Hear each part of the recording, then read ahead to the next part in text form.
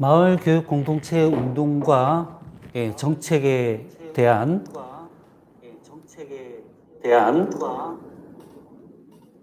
성찰에 대한 온라인 포럼 슬기로운 마을 교육 공동체 생활, 경기도 마을 교육 공동체 정책과 온라인 포럼을 지금부터 시작하도록 하겠습니다. 오늘 사회를 맡은 경기도 교육청 마을 교육 공동체 정책과 마을학교 담당 장학한 서우철입니다.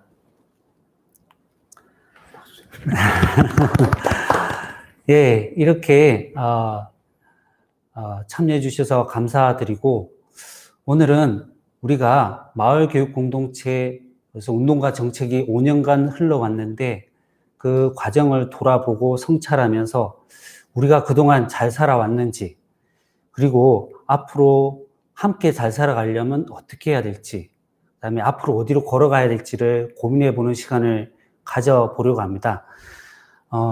이런 자리를 통해서 우리 마을 교육 공동체 정책과 운동이 한층 더 발전하는 계기가 되었으면 좋겠습니다. 오늘 온라인 포럼에 참가하신 발제자분과 토론자분들을 소개하겠습니다. 먼저 발제를 맡으신 인천광역시 마을교육지원단 팀장을 맡고 계시는 김태정 전문가님 소개해드리겠습니다. 맞습니다. 네. 다음은 장곡중학교 박석준 교장 선생님을 소개해드리겠습니다. 반갑습니다. 다음 광명교육희망 네트워크 사무국장 신민경 국장님을 소개해드리겠습니다. 안녕하세요. 네, 오늘 아무쪼록 좋은 논의 자리가 되어서 마을 교육 공동체가 한층 더 발전할 수 있는 기회가 되었으면 좋겠습니다. 온라인 상의로 진행되는 만큼 많은 참여 부탁드리고요. 발제와 토론 내용을 들으시면서 질문하고 싶은 거나 의견이 있으시면 바로 실시간에 댓글을 남겨주시면 그 댓글에 대한 내용을 살펴보고 질문들을 추려서 저희 토론자와 발제자가 답변을 드리도록 이렇게 하겠습니다. 보시면서 좋은 의견이 있으시면, 좋은 정책 아이디어가 있으시면 의견 남겨주시면 정말 감사드리겠습니다. 자, 그러면 빨리 시작하도록 하겠습니다. 먼저 오늘 주 발제를 맡으신 김태정 팀장님의 마을 교육 공동체 지속 발전을 위한 발제 내용을 듣도록 하겠는데요. 시작하기 전에 발제 내용 원고는 지금 저희 그 유튜브 창에 보시면 아래에 발제 원고를 다운받을 수 있는 링크를 걸어 두었고요. 그 다음에 댓글창에 저희 경기교육통통에 보면 몽실학교 공지사항에 자료집 파일을 올려두었습니다. 그걸 다운받으셔서 보시면 되겠습니다. 그러면 먼저 우리 김태정 전문가님의 발제 내용을 듣도록 하겠습니다. 큰 박수 부탁드리겠습니다. 네, 마을교육 공동체 지속가능한 발전을 위한 몇 가지 고민들이라는 제목을 가지고 제가 이야기를 나누고자 합니다. 먼저 말씀드릴 거는 이 인천광역시 교육청에서 제가 일을 하고 있습니다만 저희 교육청의 공식 입장은 아니고요. 제 개인의 견해입니다. 한 장 넘기겠습니다. 마을교육 공동체 이야기를 하기 위해서 일단 현재 정세를 좀 말씀을 좀 드려야 될 것 같습니다. 코로나 때문에 많은 분들이 힘들어 있고 학교 또한 예외는 아닌 것 같습니다. 코로나로 인해서 마을교육 공동체가 현재 어떤 상황이 있는지를 잠깐 살펴보는 시간 갖도록 하겠습니다. 한 장 넘겨보겠습니다.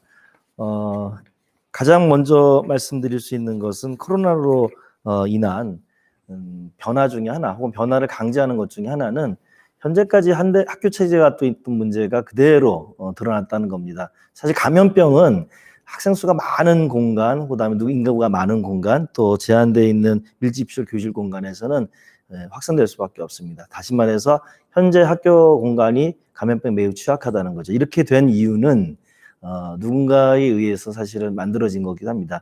사실 미국만 하더라도 1800년대 후반까지만 하더라도 교육이라는 것은 개인의 맞춤형, 다시 말해서 개인의 자발성이라든지 끼라든지 꿈이라든지 그가 갖고 있는 잠재성 이런 게 중시되었는데 1911년도 테일러라는 사람이 여기 있는 것처럼 책을 하나 내죠. 그래서 과학적 관리법이라는 문서를 내면서 이게 다 기업의 받아들입니다.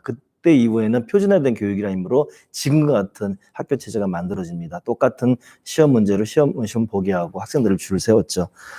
그것이 그 한계가 그대로 코로나로 드러났습니다. 한 장 넘기겠습니다. 그러면 이 대안으로 이야기되고 있는 것이 이른바 이제 원격 수업인데요. 오늘도 사실 저희가 여러분들을 직접 대면하지 못하고 이렇게 불가피하게 원격으로 보고 있습니다. 어떠십니까? 제 이야기가 잘 들리시나요? 제 표정이 잘 익히고 계신가요? 원격 수업의 한계는 무엇이냐면 인간은 단순하게 텍스트를 통해서만 소통하지는 않습니다. 가장 중요한 것은 언어적인 것 외에 비언어적인 것이 결합돼서 그의 생각은 물론 있고 그의 마음을 같이 읽는 거죠. 스티븐 핑거 같은 사람이 이런 얘기했죠. 인간은 두 가지 능력을 갖는다. 하나는 생각을 읽는 능력, 하나는 마음을 읽는 능력. 원격 연수는 근본적인 한계가 있습니다. 미세한 얼굴의 표정, 그다음에 제 목소리에서 공기를 통해지는 톤 등등이 함께 전달되지 않습니다. 인간은 인지 발달과 함께 감성 발달을 같이 이룹니다. 그래서 이 두 가지가 같이 돼야 되는데 코로나와 같은 국면이 장기화된다 그러면은 상당한 인지 발달과 감정 발달에 손상이 있을 수밖에 없습니다.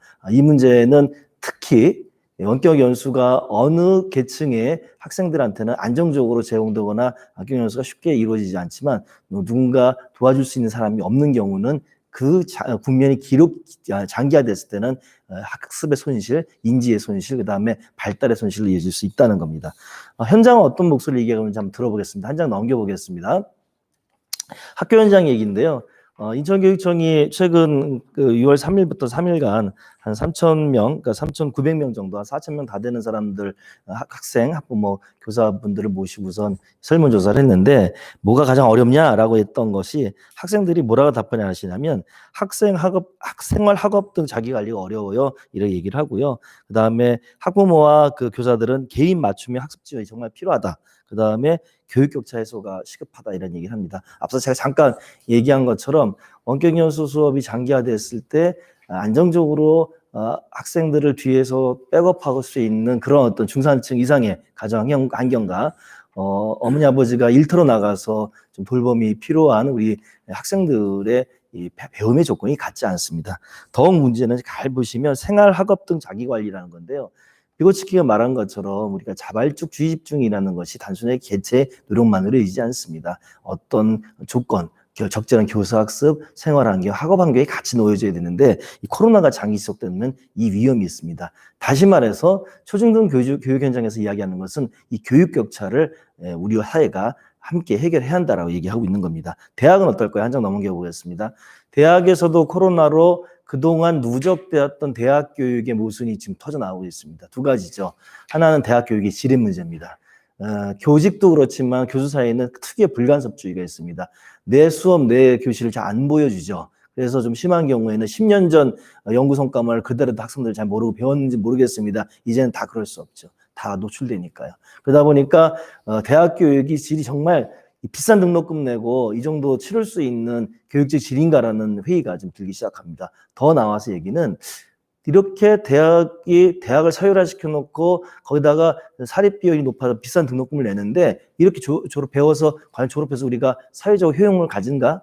과연 우리 대학 시스템이 그대로 좋은가라는 문제제기죠. 그래서 한 측면에서는 대학 등록금 반환 요구가 있는 거고요. 다른 측면에서는 대학 서열제 해소라든지 대학 교육의 질을 근본적으로 제고해야 한다는 목소리가 나오고 있습니다. 자, 이런 현장 목소리를 우리가 어떻게 봐야 할까요? 한 장 넘기시겠습니다. 저는 코로나는 분명한 위기입니다. 개체의 생존의 위기이기도 하고요. 인류 전체를 위협하는 위기이기도 합니다만 동시에 우리에게 한국 교육을 근본적으로 제공할 수 있는 성찰의 기회를 주고 있습니다. 첫 번째는 공간의 재구성입니다. 병영식, 집단식, 대규모 지식을 전달하는데 적합했던 교육 공간이 아니라 개인들의 발달, 인간의 전인적 발달에 도움이 되는 소규모 분산형 참여형 수업이 가능한 방식으로 이제는 학교 교육이 공간이 전면적으로 재구성되고 있습니다. 이번에 보시면 아시겠지만 시골의 작은 학교들이 오히려 지금 학사 일정에 아무런 어려움이 없습니다. 제가 며칠 전에 강화도 갔다 왔는데요. 그 학생 수가 적다 보니까 뭐 마을연계 교육과정 운영하는데 어려움이 없다고 합니다. 이것이 보여줄 만한 명지가 합니다. 두 번째는 교육과정 재구성입니다. 상상을 해보겠습니다. 코로나 때문에 계속 만약에 이런 전염병이 계속 늘어진다고 한다면 지금과 같은 국가가 제시하는 모든 시술을 다 지키면서 수업을 할 수 있을까요? 그리고 그 모든 시수가 정말 인간의 전인적 발달과 우리가 인생을 살아가는데 혹은 삶을 살아가는데 다 필요했던 건가요? 라는 성찰입니다. 중요한 것은 발달입니다. 교육이 인간의 전인적 발달에 도움이 되기 위해서 이제 교육과정이 재구성될 필요가 있습니다. 이건 국가 수준 물론이고요. 지역 수준. 그래서 그런 측면에서 더 이상 위에서 내리는 것이 아니라 학교 현장 교사들, 지역사회 협력을 통해서 한국의 교육과정도 이제 전면적으로 재구성할 수밖에 없는 그런 상황이 내리는 것 같습니다. 마지막은 민관학 협력의 방과 활동과 돌봄입니다. 오늘 이 자리가 몽실학교입니다. 지역사회에서 청소년 자치배움터를 잘 일구고 있는 공간입니다. 그 중심에선 협력이 있었습니다. 교사와 마을 사람들 그리고 주민들 그리고 지방자치단체와 학교육청의 협업이 있습니다. 코로나로 이 문제가 다시도 불거져 있고 더 그 중요성, 마을교육 공동체 중요성이 확인되고 있습니다. 이 문제를 함께 풀어야 될 것 같습니다. 자, 이런 정세 속에서 한 장 넘기시겠습니다. 마을교육 공동체 지속 가능 발전을 위해서 어떤 우리가 고민들과 성찰들을 해야 될 것인가 간략히 말씀드리면 제 얘기 마무리하도록 하겠습니다. 한 장 넘기시면 코로나로 드러난 현실입니다. 제가 며칠 전에도 그 코로나 관련한 그 이런 비슷한 원격 성취 방식의 토론회도 하고 지역에서도 좀 우리 현장에 있는 활동가 선생님들 얘기를 들었는데 가장 많이 나오는 얘기가 관이 주도했던 교육혁신지구, 관이 주도했던 혁신교육지구 사업 혹은 관이 주도했던 마을교육 공동체, 즉 다시 말해 사업으로 접근했던 데는 셧다운 수준이라는 것이 증언되고 있습니다. 그 이유는 뭐냐면 그 공무원의 잘못이 아니라 관 자체는 이런 방역의 위기에서는 체계적으로 방어적으로 사실 전염병과 싸울 수밖에 없습니다. 그러니까 정상적인 교육 활동보다는 일단 방역에 치중할 수밖에 없습니다. 그러다 보니까 어떤 어려움이 있냐? 우리가 흔히 말하는 혁신교육지구의 3대 사업이라는 거버넌스가 됐던 마을 연계 교육과정이 됐던 마을 학교가 됐던 모두 다 대면 활동인데 이게 다 어려움이 있습니다. 때문에 관료적인 시스템으로 마을 교육 공동체가 계속 주도되거나 그것에 지나치게 의존하는 방식은 이제는 반드시 지양되어야 한다는 것이 보여주고 있습니다. 한 장 넘기겠습니다. 그런 측면에 성찰이 필요합니다. 코로나로 정말 아무것도 할 수 없었을까? 제가 오늘 일장과 어저께인가 어떤 신문의 칼럼을 보니까 공공도서관의 역할이라는 칼럼이 있었습니다. 지금 그 스터디 카페가 화랑을 이루고 있죠. 그렇죠? 학교는 안 가는데 학원을 갑니다. 근데 도서관들 문 닫아버렸습니다. 이게 과연 최선을 다한 것일까요? 예를 들어서 민관의 협의 하나만 보도겠습니다. 제가 아는 몇몇 교육신지구 같은 경우 상반기 내내 협의회나 실무협의회나 분과협의회 자체도 하기 어려웠다고 합니다. 아무래도 방역을 중심에 있다 그렇겠죠. 근데 만나지 않고 협치가 가능할까요? 두 번째, 마을 연계 교육과정도 사실은 마을의 인적 역량 혹은 물적 자원들과 학교가 연계하는 건데 이게 단지 활용하는 게 아니라 실질적으로 협력을 통해서 교육과정을 재구성하는 건데 이게 어렵다, 방역이다 해서 이렇게 외부인들이라고 부르죠. 학교 입장에서는 밖에 사람이 들어오는 걸 막습니다. 그럼 거꾸로 묻겠습니다. 학생들은 수업을 하러 일주일에 한 번이든 격주도 옵니다. 근데 그 학부모들은 못 옵니다. 마을 주민도 못 옵니다. 학생들만 특별하게 코로나 청정 지역인가요? 아니지 않습니까? 네, 그런 측면에서 우린 정말 최선을 다하고 있는가 한번 고민해 볼 필요가 있습니다. 마을학교도 마찬가지입니다. 마을학교 자체가 돌봄과 자치활동, 지역사회와 함께하는 걸 한다면 관이 예산을 전적으로 지원했던 건 거의 셧다운입니다. 그런데 민이 주도한 이런 대안학교 시스템이었든지 원래부터 존재했던 자정제 시스템들을 작동하고 있습니다. 저희가 성찰할 필요가 있겠습니다. 저는 그런 측면에서 한 장 넘기시겠습니다. 코로나와 함께 또 이 드러난 현실 속에서 그 마을교육 공동체의 작동 원리였다고는 거버넌스를 다시 한번 돌아볼 필요가 있겠습니다. 광역단위, 기초단위, 읍면동단위, 학교단위 거버넌스를 전 승인을 나누고 있는데 과연 226개 지방자치단체 167개의 혁신교육지구 사업 중에서 정말 거버넌스의 현재 상태는 어떤가? 정말 우리가 그동안 믿고 잘 됐다고 했던 거버넌스는 정말 잘 돌아가고 있는가를 볼 필요가 있습니다. 혹시 형식적 협의체, 조례상의 운영 시스템 만족하고 있지 않았는가라는 겁니다. 이런 측면에서 공무원의 역할 혹은 이것에 참여하고 있는 마을교육 활동가들도 우리 스스로 모두가 좀 성찰적으로 돌아볼 필요가 있습니다.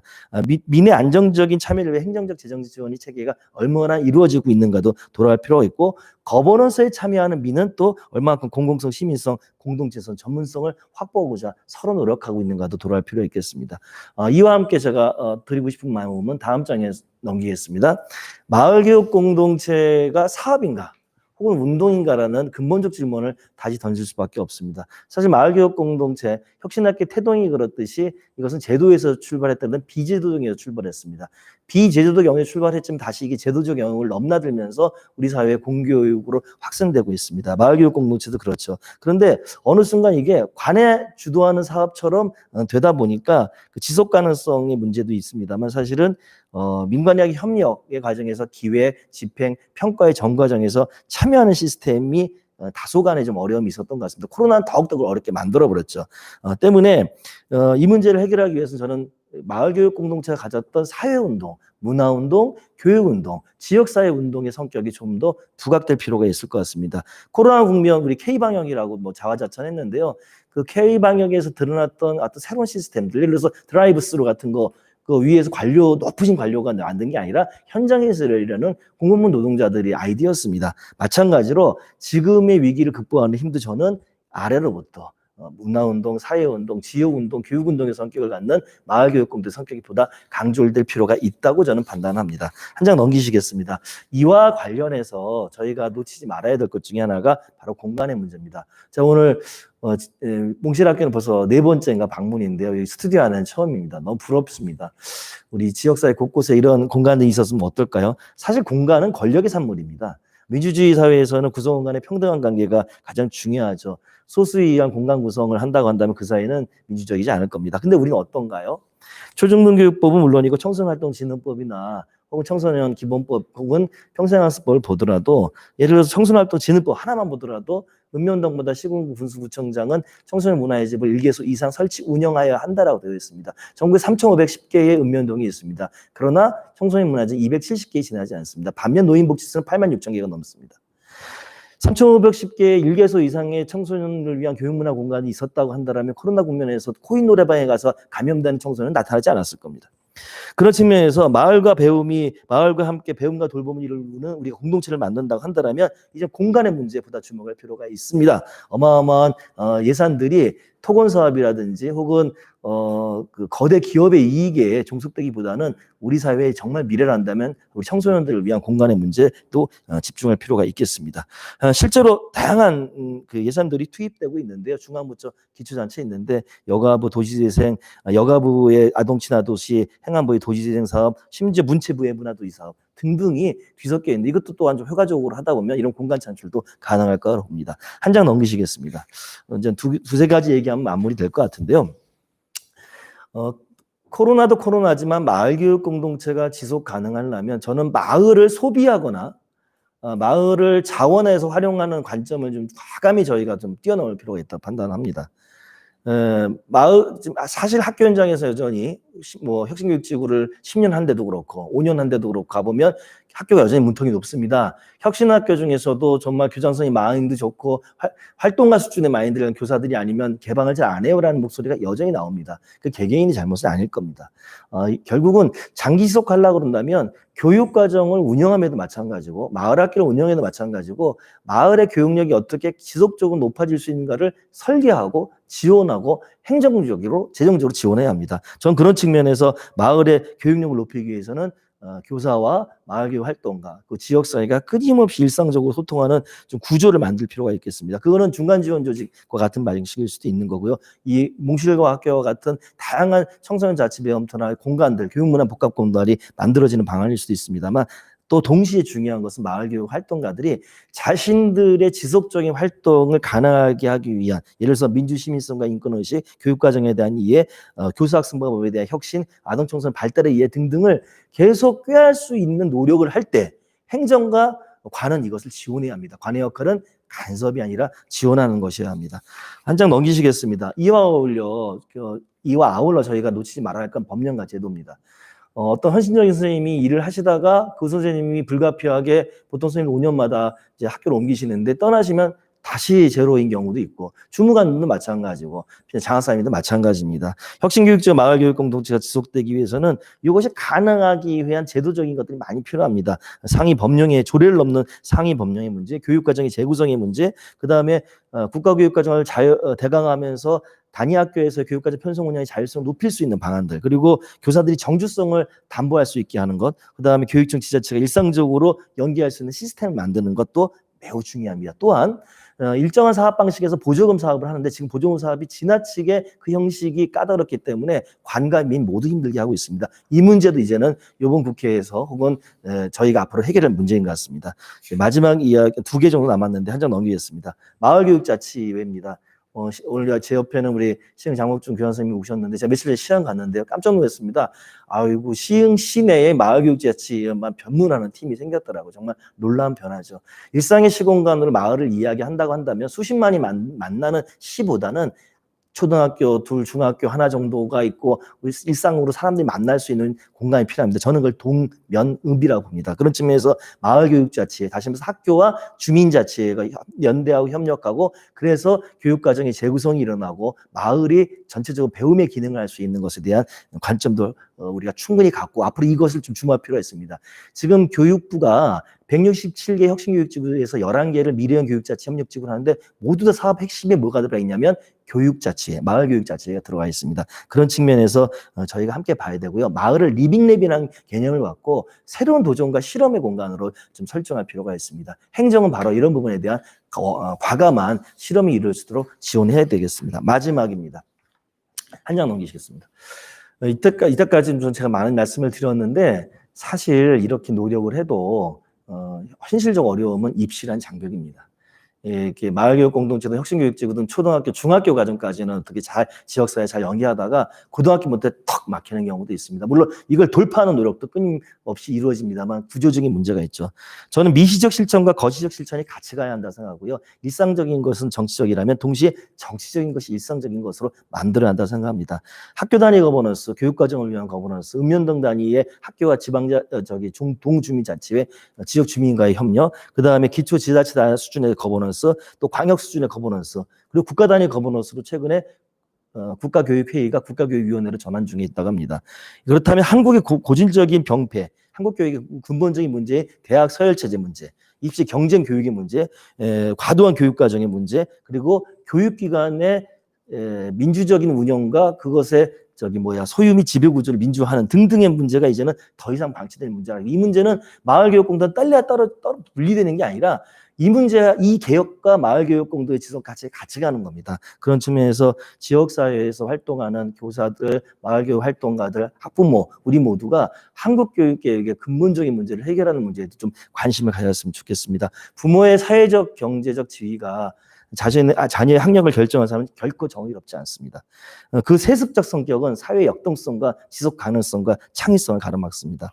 한국 사회의 지속 가능한 미래를 위해서는 우리 마을교육 공동체에 함께하고 있는 시민들이 한국 사회 교육 문제, 국가 교육 문제에도 함께 관심 갖고 실천했으면 좋겠습니다. 이상으로 마치겠습니다. 네, 대단히 수고 많으셨습니다. 많은 말씀을 주셨습니다. 많은 말씀을 전달하다 보니까 조금 속도가 빠르셨는데요. 우리에게 던지는 메시지가 그래서 상당히 크다는 생각이 듭니다. 일단 코로나19가 우리한테 닥친 이 현실에서 많은 교육적 문제가 오히려 더 불거져 나온 상태인 것 같습니다. 그런 위기 상황을 어떻게 기회로 바꿀 것인가에 대한 여러 가지 헤아들어 주셨던 것 같습니다. 어쨌든 현재 상태가 관주도로 되고 있는 거, 이걸 민과 함께 어떻게 같이 갈 수 있는지를 제시해 주셨고, 마을교육 공동체가 운동성을 회복하는 부분도 역시 필요하다는 말씀을 주셨습니다. 그 어떤 공간의 힘도 필요하고 마을의 교육력도 높이면서 마을교육 자체의 필요성도 말씀을 하셨습니다.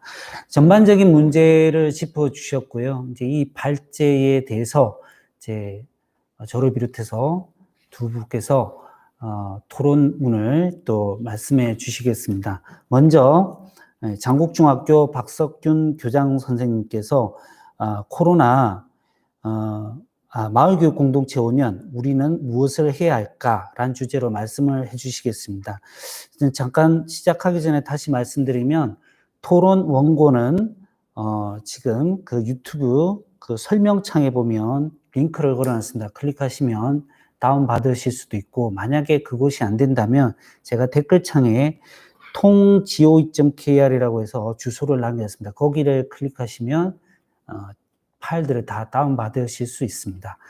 예, 그러면 이제 첫 번째 토론을 시작하도록 하겠습니다. 장국중 박석균 교장 선생님 큰 박수로 맞이해 주시기 바랍니다. 반갑습니다.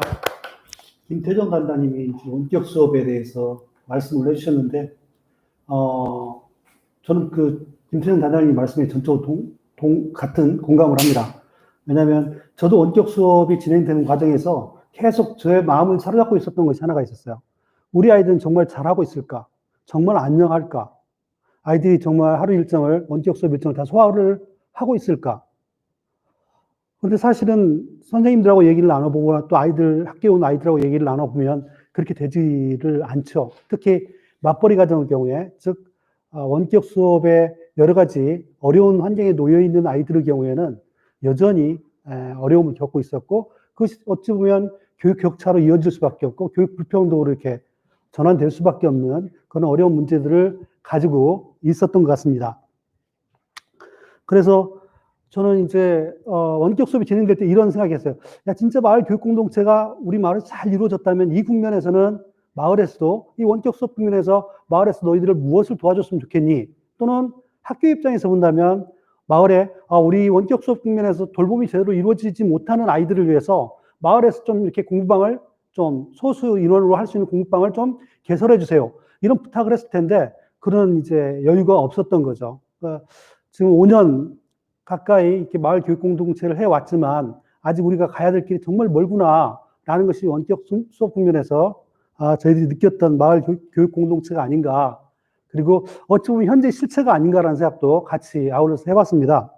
저는 오늘 5가지를 좀 말씀을 드리고자 하는데요.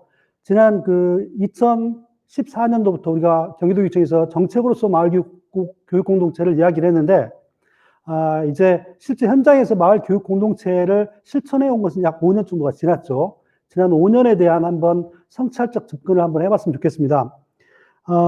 우선 이제 그 첫 번째가, 지난 5년에 대한 평가가 좀 필요하다.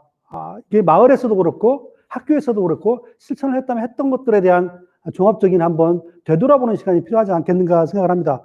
그 중에 제가 되돌아보면서 느꼈던 것 첫 번째가 이 학교든 마을이든 마을의 활동가든 아니면 학교의 그 마을 교육 공동체를 책임지고 있는 선생님이든 너무나 피로감이 많이 젖어 있구나라는 생각을 많이 했습니다. 왜냐하면 실제 본인들이 헌신하고 노력한 거에 비해서 실제 외연화되고 이렇게 드러나는 것들은 사실 마을 교육 공동체랑 크지는 않습니다. 이게 뭐 불과 1년, 2년 해가지고 어떤 결과로서 정리될 수 있는 것이 아니고 뭐 10년, 20년, 길게는 뭐 100년을 가야 될 그런 활동들이어서 지금 당장 어떤 결과를 찾아내기가 쉽지 않습니다.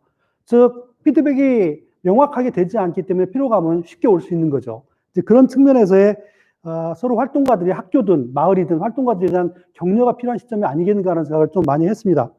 또 하나는 사업에 대한 진단이 필요하지 않을까 생각을 합니다. 처음에 마을 교육 공동체를 마을이든 학교든 처음 시작하면서 편했던 건 뭐였냐면 자기가 하고 싶은 사업을 먼저 했죠. 그러니까 그 수업을 마을 교육 공동체 활동으로부터 영향을 받는 아이들이나 학부모님들이 느낌보다는 하고자 하는 그 활동가의 생각 또는 교사의 생각, 그것이 마을 교육 공동체 사업의 주류를 이루었던 것 같습니다. 사실 그래서 뭐 축제가 됐든 마을 교육 과정으로서의 다양한 활동들이 있었는데 그게 과연 아이들에게 어떤 성장을 가져왔는지, 또 학부모님, 마을에 있는 주민이나 학부모님들에게는 어떤 영향을 미치고 있는지, 이런 것들에 대한 종합적인 되돌아볼 필요가 있지 않겠는가 하는 생각을 합니다. 왜냐하면 그냥 뭐 편해서 그냥 앞으로만 간다면 가긴 가겠지만 더 이상의 성장은 가져오지 못할 거라고 생각이 됩니다. 그래서 아이들이 원하는 마을 교육 공동체 사업은 무엇인지, 또 학부모님들이, 마을 주민들이 원하는 마을 교육 공동체 사업은 무엇이었는지에 대해서 성찰적 접근과 평가, 토론 이런 것들이 좀 한번 있었으면 어땠을까 하는 생각을 갖게 되었습니다. 마을 교육 공동체 그 평가 중에 두 번째는 사람의 문제입니다. 예, 사람의 문제인데 마을 교육 공동체를 할 수 있는 사람이 그렇게 많지가 않습니다. 마을에도 마찬가지고 학교에도 마찬가지입니다. 마을에도 마을 교육 공동체를 하기 위해서 여러 가지 사업을 시작하면 그 사업과 관련된 많은 전문가들이 함께 해줘야 되는데 현실은 사실은 그렇게까지 많지는 않습니다. 그래서 소수 몇 분이 뭐 1인 다역을 해야 되는 상황, 또 여러 가지 활동을 해야 되는 상황들이 있고요. 학교도 마찬가지입니다. 마을 교육 공동체를 담당하고 있는 부장이나 그 업무를 가지고 있는 선생님은 이쪽에 올인을 하다시피 빠져 들어가고 있지만 그렇지 않은 선생님들의 경우에는 사실은 조금은 거리를 두고 있는 것도 사실입니다. 예. PPT가 지금 약 3번째 PPT가 나오고 있습니다. 한번 봐주시면 좋을 것 같고요. 저는 그런 측면에서 마을 교육 공동체 활동을 함께 할 수 있는 사람들을 좀 많이 규합을 했으면 좋겠다. 저는 혁신교육에 대해서 좀 비교해서 한번 볼 필요가 있다고 생각하는데요. 새로운 학교 네트워크라는 대중조직이 만들어지고 그 대중조직에 의해서 혁신교육이 활성화됐습니다. 전국적인 조직으로 또 뭐 시군 단위 조직으로 거기에 교사의 연수부터 또 다양한 활동들을 통해서 혁신교육의 외연을 굉장히 많이 확장해가는 그런 결과들을 가져왔는데요. 마을 교육 공동체도 역시 마찬가지라고 생각합니다. 사람이 하는 거죠. 사람이 하는 사업입니다. 그러면 사람이 있어야 되는데 그 사람을 규합하고 같이 뭔가를 도모하고 또 뭐 연구하고 이런 과정에서 사람이 좀 단련되고 좀 풍부해질 수가 있는데 그런 것들이 생략되면서 사실은 마을 교육 공동체가 사람을 이렇게 규합해 가는데 좀 우선은 초기에서는 좀 부족하지 않았나 하는 그런 생각을 해봅니다. 그래서 저는 교사의 연구 실천 조직으로서의 네트워크 같은 것들이 지금 필요하지 않을까라는 생각을 합니다. 5년에 실천된 활동된 결과를 바탕으로 해서 앞으로 어떻게 나갈 건가를 고민할 때는 결국은 대중조직으로서의 교사 대중조직이 됐든 마을 활동가 대중조직이 됐든 간에 그 조직이 사람에 많이 모이고 그 사람들에 의해서 다시 협력하고 뭔가 또 새로운 걸 창조해가는 과정을 밟지 않으면 안 되지 않을까 하는 생각을 했고요. 또 하나는 결국은 마을 활동가, 마을 주민, 또 마을, 그 마을이 또 사회로 이렇게 번져 나가는 거죠. 확장되어 가는 거죠. 교사도 마찬가지입니다. 교사에서 한두 명의 교사가 관심을 가지고 있다가 그 다음에는 학교 전체가 마을 교육 공동체로 움직이고 그 다음에 교육계가 함께 움직이는 이렇게 상승작용을 가져올 수가 있기 때문에 그 종잣돈이라고 할까요? 씨앗이라고 할까요? 마중물이라고 할까요? 이런 활동가를 좀 많이 우리가 발굴해내고 또 그 활동가들에 의해서 활동할 수 있는 공간들을 많이 마련해 줄 필요가 있지 않을까 생각합니다. 그 다음에는 결국은 저는 교사의 역할이 굉장히 중요하다고 생각을 해요. 교사는 한 학교에 머물러 있을 수도 있지만 자기가 손을 뻗고 발을 뻗으면 학교 밖으로까지 충분히 확장해 나갈 수 있습니다. 교육활동을. 교사가 어떤 생각을 갖느냐에 따라서 마을 교육 공동체의 지평이 굉장히 넓어질 수도 있다고 생각합니다. 물론 마을이 가지고 있는 인프라도 굉장히 중요하지만 우선 교사가 움직일 수 있는 준비가 되어 있어야 되는데 현재 우리는 아직 그런 여건이 일반화되어 있지는 않습니다. 그래서 교사들이 조금 더 마을 교육 공동체에 관심을 갖고 활동을 할 수 있도록 아까 말씀드린 네트워크랄지 또 연구조직이랄지 이런 것들이 좀 활동을 일상화할 필요가 있지 않겠나 하는 생각을 해봤습니다. 그리고 또 하나는 마을 주민과 교사와 또는 교육행정가들이 또는 지방자치단체 공무원들이 일상적인 토론이 좀 이루어졌으면 좋겠습니다. 소통의 공간으로서 토론이 활발하게 이루어져야만이 서로가 원하는 것들이 무엇인지를 좀 알아내고 그 서로가 원하는 방향으로 마을 교육 공동체 운동의 활동의 방향을 정해나갈 텐데 그런 토론이 일상화되어 있지 않다라는 것도 하나의 좀 우리가 극복해야 될 지점이 아닌가 생각을 하고 있고요. 또 하나는 아까 이제 교사에 대해서 굉장히 말씀을 많이 드렸는데 교사 활동과 양성을 위한 프로그램들이 좀 체계화되었으면 좋겠습니다. 예컨대 뭐 우리 혁신학교 초기부터 혁신교육을 활성화하기 위해서 굉장히 체계적이고 교사 양성 프로그램들이 있었습니다. 지금 뭐 대학원까지 이렇게 연계되어 있는데요. 저는 마을 교육 공동체도 그 체계적인 교사들이 활동력을 배가시킬 수 있는 역량을 강화할 수 있는 체계적인 양성 프로그램들이 좀 필요하지 않을까라는 생각을 합니다. 지난 5년을 지나오면서 앞으로는 좀 교사에 대한 역량 강화를 위한 체계적인 프로그램이 없이 그냥 막연하게 현장의 실천에만 의존해 간다면 그 한계가 명확하게 좀 드러나지 않을까 생각을 하고 있고요.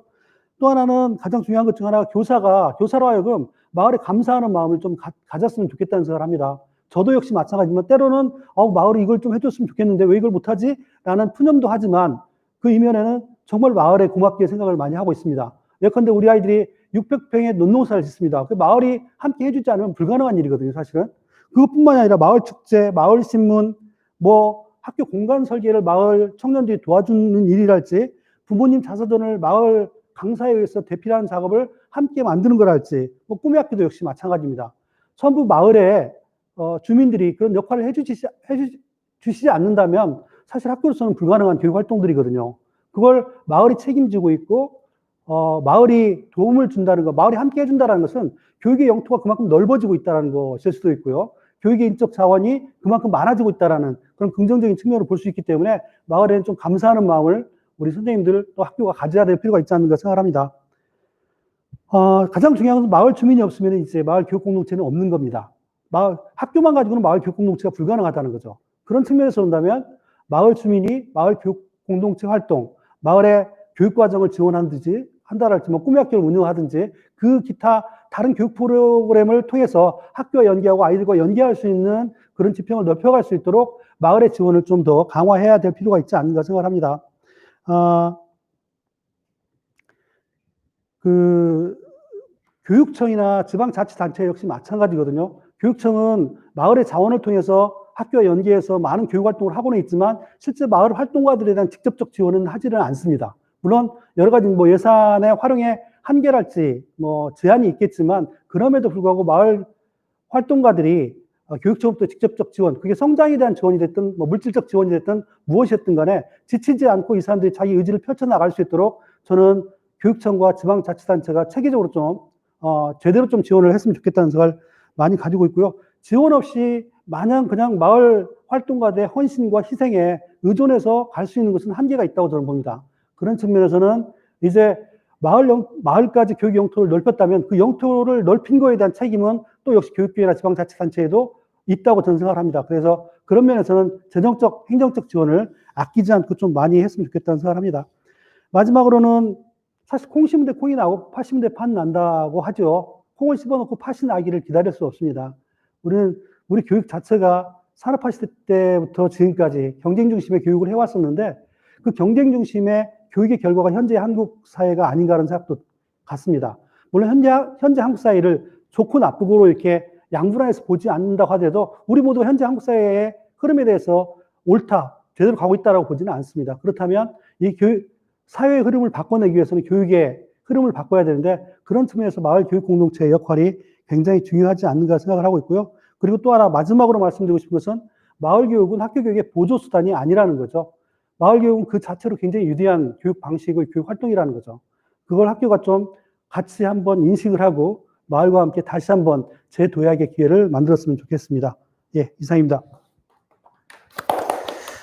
예, 박석균 교장 선생님께서 어떻게 하면 학교와 마을이 함께 갈 것인가, 그다음에 마을 교육 공동체를 함께 할 수 있는 사람을 어떻게 넓혀갈 것인가, 이런 부분에 대해서 집중적으로 말씀해 주셨고, 특히 교사 활동과 양성 체계라든지 또 연결 방식이라든지 이런 부분에 대해서 깊이 있는 말씀을 주셨습니다.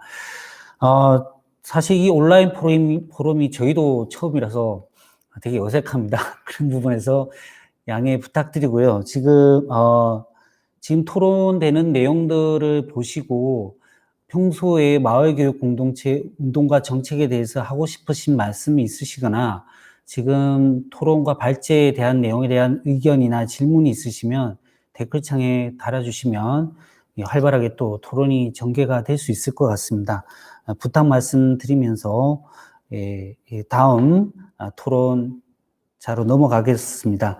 다음은 강명교육 희망 네트워크 사무국장님의 코로나19 이후에 마을 교육 공동체 운동과 정책에 대한 성찰이란 제목으로 발표를 하시겠습니다. 조금 말씀하실 때 저희가 이렇게 청중이 있으면 모르는데 저희끼리 하다 보니까 자꾸 말이 빨라지는 것 같아요. 조금 천천히 하셔도 될 것 같습니다. 네, 그러면 부탁드리겠습니다. 네, 박수로 맞아주시기 바랍니다. 네.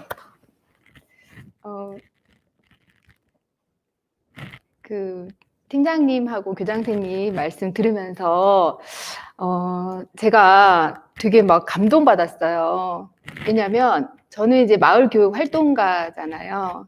하면서 어려운 점도 많이 있었고, 근데 오로지 그 보람, 아이들이 성장하는, 마을 안에서 아이들이 성장하는 모습을 보고, 그래서 그렇게 오래 준비하고, 그리고 아침에 일찍 나가서 아이들 맞이하기 위해서 준비하고, 또 아이들 맞이하고, 아이들과 함께 했던 그 몇 년간의 시간들이 외로운 시간이 아니었구나. 광명에서는 이제 저는 광명에서 활동을 하고 있는데, 광명 교육 희망 네트워크만의 일도 아니었고, 이렇게 교장 선생님, 또 인천에서 하시는 우리 팀장님, 이런 많은 분들과 함께 하는 그런 활동이었다는 생각이 들면서, 저는 좀 마을 교육 활동가들을 향한 지지, 응원, 지원, 이런 느낌을 제가 지금 많이 받았거든요. 그래서 굉장히 감동받았습니다. 너무 잘 들었고요.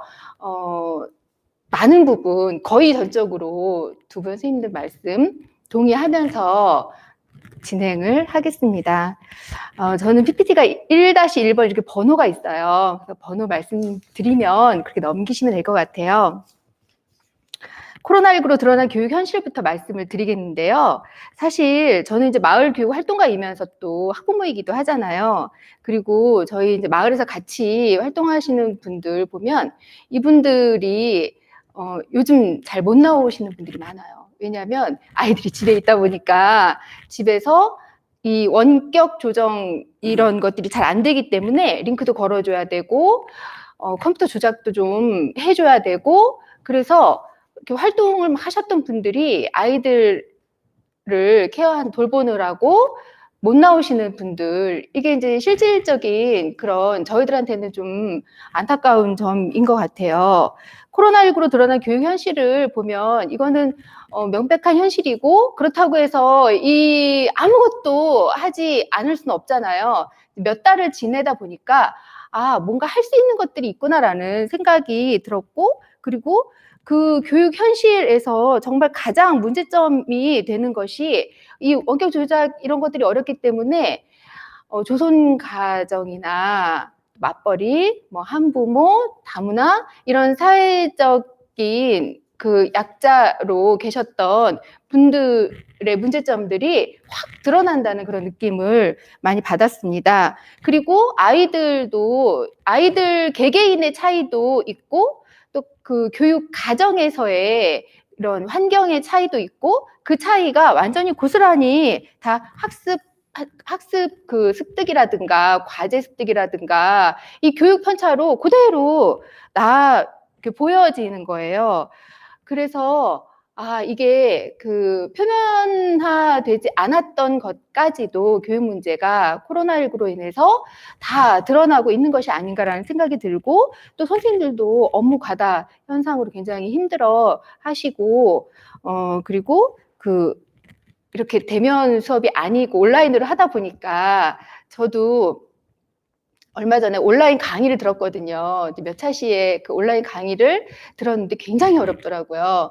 3시간을 꼬박 앉아서 강의를 듣는데 굉장히 힘들었거든요. 이렇게 오랜 시간 바른 자세 유지하는 것이 굉장히 어렵다는 생각이 들었고 그리고 강사님하고 소통도 열심히 하시는 분은 소통이 되는데 그렇지 않은 사람들은 그냥 켜놓기만 하고 딴짓 하시는 분들도 실제로 있고 그래서 이런 이제 공감과 소통이 굉장히 부족하다. 교육이라는 게 일방적인 지식 전달이 아니잖아요. 그래서 그런 이제 문제점들을 볼 수가 있었는데요. 그렇다면 1-2번입니다. 마을 활동을 기반으로 학교의 비대면 교육 활동이라든가 방법을 지금은 많이 연구하고 모색하고 찾아가야 할 때라고 생각이 들고 사실 6월까지는 정말 계속 다 연기가 됐어요. 저희도 다 연기가 되다가 이제 7월 되면서는 더 이상 늦출 수가 없다 해서 저희가 그 강의라든가 연수라든가 이런 것들을 진행을 하고 있습니다. 그래서 2-1번 보시면 코로나19로 정말 아무것도 할 수 없는가, 무작정 기다릴 수가 없다는 거죠. 우리는 특히나 이 위기에 강한 DNA를 가지고 있는 민족이라고 하잖아요.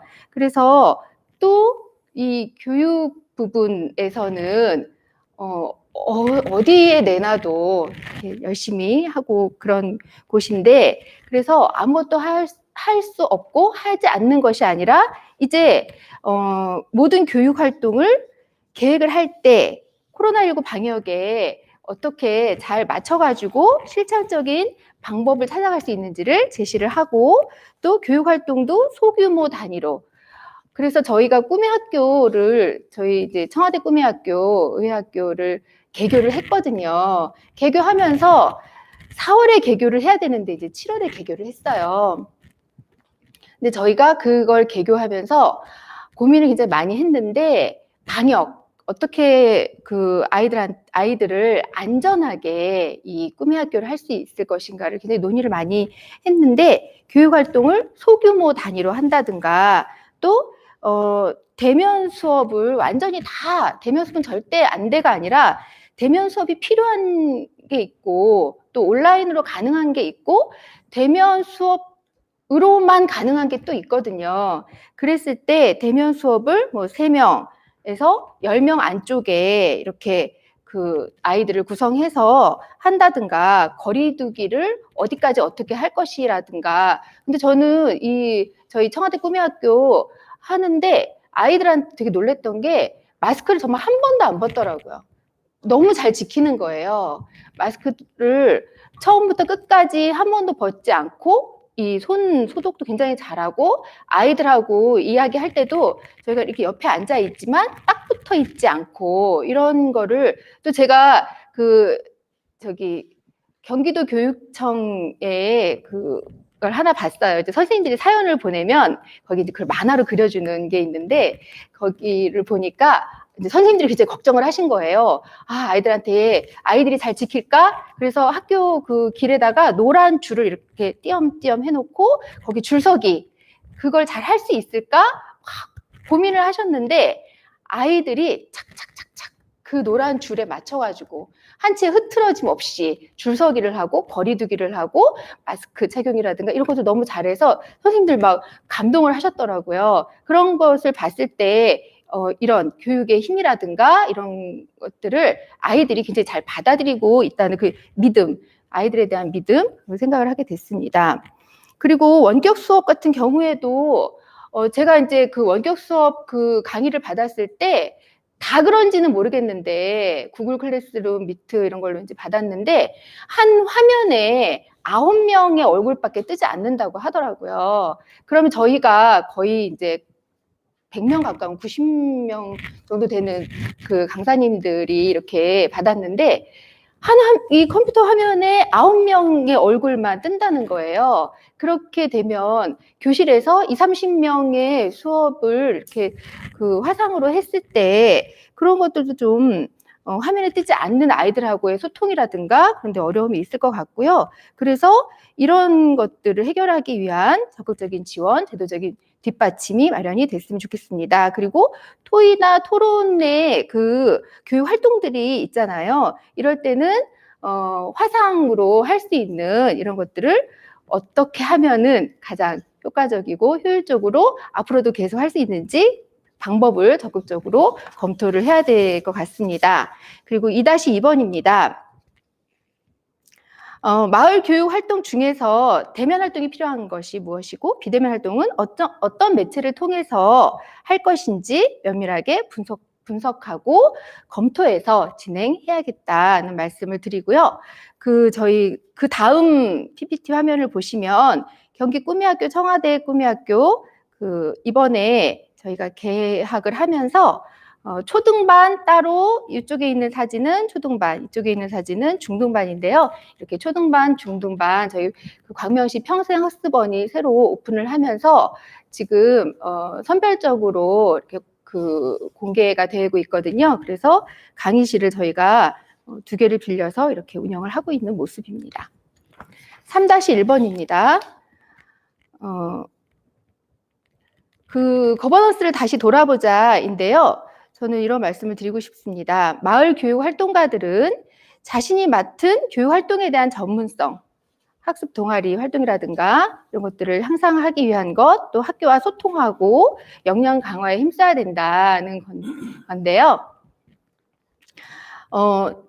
교장 선생님도 말씀을 잠깐 언급을 하셨어요. 저는 마을 교육 활동가들이 꾸준히 전문성을 기르기 위해서 노력해야 된다고 생각을 합니다. 그래서 저희는 매주 모여서 코로나일 때도 소규모 단위로 마스크하고 계속 모여서 학습 동아리 활동을 했습니다. 그리고 학교가 참 이렇게 폐쇄적이고 문을 열지 않는다라고 이야기하기도 하지만 학교와 소통하기 위해서 학교 현장을 이해하고 이런 노력을 해야 된다고 생각합니다. 그리고 마을 교육 활동가들 자체의 역량 강화에 힘써야 된다고 생각을 합니다. 그래서 지금 이제 좋은 강의들을 7월에 계속 이렇게 그 미루고 미뤘던 것들을 민주시민교육이라든가 여러 가지를 시작을 했는데요. 그거를 열심히 들으면서 정말 배움은 아까 선생님들의 어떤 그 역량 강화 말씀을 하셨잖아요. 교육 활동가들 역시 그런 역량 강화에 힘써야 될 것 같습니다. 그리고 교육청, 지자체, 학교, 학부모들은 이 마을교육 활동가가 돌봄이라든가 이런 그 보완적인 지원 활동을 하는 역할 뿐만 아니라 좀 더 이렇게 확대해서 생각을 해 주셨으면 좋겠습니다. 뭐냐면 학교 현장의 사각지대를 보완하는 중시적 역할을 한다는 그런 교육 활동을 하고 있다는 인식의 전환을 위해서 학교 또한 노력을 해 주셨으면 좋겠습니다. 그리고 그 다음 PPT 보시면요. 동아리 활동, 마을 활동가 역량 강화라는 제목인데요. 저희가 전래놀이 동아리가 있는데 굉장히 오랫동안 마을 교육 공동체로 시작을 해서 올해 저희가 학교에 그 수업으로 들어가게 됐는데 못 들어갔습니다. 할 수가 없었어요. 할 수가 없었지만 그렇지만 지금 이제 역량 강화를 위해서 계속 지금 연구하고 있고 이 비대면 수업 준비를 위해서 이 놀이를 어떻게 비대면으로 화상으로 아이들하고 온라인으로 수업을 할 수 있을까 하는 부분을 이렇게 지금 공부를 하고 있는 그런 모습이고요. 계속 지금 소규모로 그전에는 왜 인원수 되게 중요했거든요. 몇 명이 왔나, 몇 명 사인했나. 그런데 지금은 그런 때는 아니라고 생각을 합니다. 소규모로 이렇게 그 구석구석 모여서 그 역량 강화를 위해서 공부를 하는 것이 필요한 때인 것 같습니다. 3-2번 보시면 마을교육 시민단체 대표들의 역할인데요.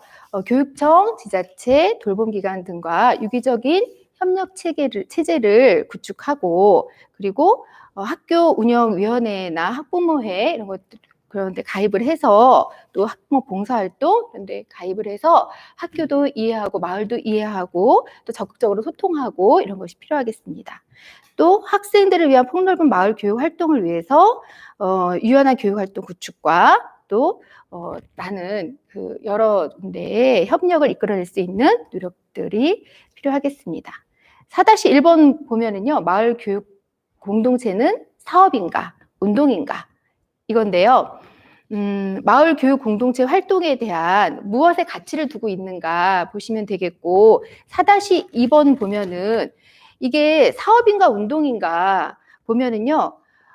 저희가 처음에 아무것도 없었을 때는 공모 사업이 중요하잖아요. 아무것도 없는데 그냥 어떻게 뭘 하기가 굉장히 힘들 때 그때 힘이 되는 것이 공모 사업이거든요. 그런데 공모 사업을 계속 하다 보면은 이 행정력이 너무 많이 필요해서 저희가 또 이제 어떤 분을 모시고 다른 곳에서 마을 교육 활동을 오랫동안 하신 분하고 같이 이제 강의를 들었는데 그분이 그러시더라고요. 너무 공감이 되는 게 공모 사업을 계속 하다 보니 처음에는 아이들이 좋아서 그 아이들하고 눈 마주치고 이게 좋아서 했는데 언젠가부터 그 아이들을 쳐다보는 게 아니라 내가 컴퓨터 화면만 보고 있더라. 그러면서 행복해지지 않았다는 거예요. 그리고 그 아이가 선생님 뭐 해요? 같이 해요. 쳐다도 안 보고 나 지금 바빠 좀 있다가 이러는 거 보면서 너무 불행했대요. 그래서 올해는 다 접고 꼭 필요한 한 가지만 하기로 했다. 이렇게 말씀을 하시는데 너무 공감이 됐거든요.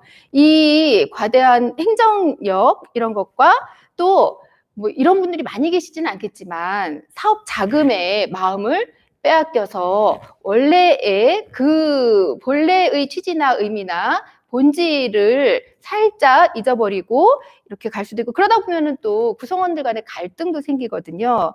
그러면 마을 교육 공동체의 정체성도 흐려질 수가 있습니다. 그래서 공모 사업을 또 공모 사업 지나치면 독이다 이런 얘기 하잖아요. 정말 그런 것 같아요. 공모 사업을 많이 하는 것이 중요한 게 아니라 마을 교육 공동체의 본질을 생각을 하면서 그 교육 운동이라는 생각을 가지고 해야 될 것 같고요. 그러기 위해서는 그 이제 마을 교육 활동가의 전문성 함양이라든가 역량 강화 이런 것들을 꾸준히 지속적으로 할 필요가 있고, 또 공모 사업도 적절하게 하는 것이 필요하고, 또 교육 활동 목적에 맞는 그런 사업을 참여하는 것이 좋을 것 같습니다. 5번입니다. 마을 곳곳에 마을 교육 문화 공간을 만들어야 한다. 이제 말씀을 해주셨는데 전적으로 동의하고요. 저희가 정말 공공기관들이 다 문을 닫았어요. 문을 안 여는 거예요. 그래서 하다못해 어디 출력도 못하고 만나서 회의를 해야 되는데 3명, 4명, 5명 이렇게 모여가지고 회의를 해야 되는데 회의를 할 수가 없는 거예요. 그렇다고 마스크도 벗고 카페를 전전할 수도 없고 모든 것들이 굉장히 어려운 그런 현실이었는데요. 이런 공간들이 너무 필요한 것 같아요. 비대면으로 진행하는 화상회의를 하기 위한 장소도 필요하고, 또 마을교육 활동가가 쉽게 접근할 수 있는 이런 그 공간에 대한 필요성이 정말 절실합니다. 6-1번 되겠습니다. 마을 교육력을 높이기 위한 지원에 대한 건데요. 마을의 교육력은 마을 교육 활동가들의 구성원들의 역량에 따라 굉장히 다르잖아요. 그래서 이 구성원 내 역량, 이게 이제 이분들이 어떤 생각을 가지고 또 어떤 것들을 가지고 아이들을 만나느냐에 따라서 굉장히 달라질 수가 있잖아요. 그래서 이분들이 계속 성장하고, 또 많은 분들, 아까 인력이 굉장히 부족하다고 또 이제 교수님 말씀을 하셨는데, 많은 분들이 마을 교육 활동가로 성장하고 또 생산되고 그럴 수 있도록, 또 그분들이 또 능력을 발휘할 수 있도록 교육 활동 환경을 조성하고, 또 활동비도 지원을 하고, 이런 지원들이 저는 필요하다고 봅니다. 6-2번 되겠습니다. 마을 교육력을 높이기 위해 지원을 하는데, 마을 교육 공동체는 교육청, 지자체 등과 소통하면서 인적 인프라 활용에 대해서 지금 있는 제가 이제 어제도 회의에서 한 분이 그런 얘기를 하시더라고요. 어떤 센터를 또 하나 만드는 것이 중요한 게 아니라 마을에 있는 그 많은 인적 인프라를 어떻게 엮어서 그분들이 학교와 연계하고 지자체라든가 이렇게 협력할 수 있는지, 어떻게 구성할 수 있는지, 협력을 어떻게 할 수 있는지, 이런 방법들을 논의를 한 것이 필요하겠다라는 말씀을 전적으로 공감합니다. 그 지자체는 마을 교육 공동체 교육 활동을 지원할 수 있는 창구를 마련을 하고요. 공모가 아니라 마을 교육 공동체에서 어떤 것들을 계획하고 활동을 하려고 하면 그런 것들을 지원할 수 있는 것들을 마련했으면 좋겠습니다. 네, 7번 되겠습니다. 법령과 제도를 정비해야 한다. 지금 이제 시간을 제가 너무 많이 썼다고, 그래서 이 7번 같은 경우에는 우리 김태정 팀장님 말씀하신 거에 완전 동의하는 그런 내용이고요. 8번 넘어가겠습니다. 마을 교육 자치회를 활성화해야 한다. 이것도 이제 똑같은 내용을 초등학교, 중학교, 고등학교, 예를 들어서 성인지 감수성 교육이라든가 진로 교육이라든가 이런 것들이 계속 같은 강사가 같은 내용을 가지고 중학교도 가고 고등학교도 가고, 그럼 중학교에서 배웠던 아이가 고등학교에 가서 그것도 똑같이 배우고 이러면 이제 학습 효과가 떨어지잖아요. 그래서 그렇게 할 것이 아니라 마을 단위에서 이런 다양한 분들이 모여서 전반적으로 이 교육 실태를 파악하고 단절된 교육 활동의 연계성이 살아나도록 이렇게 논의를 하면 좋겠습니다. 네. 9번으로 마지막입니다. 국가교육개혁에 마을이 동참해야 한다.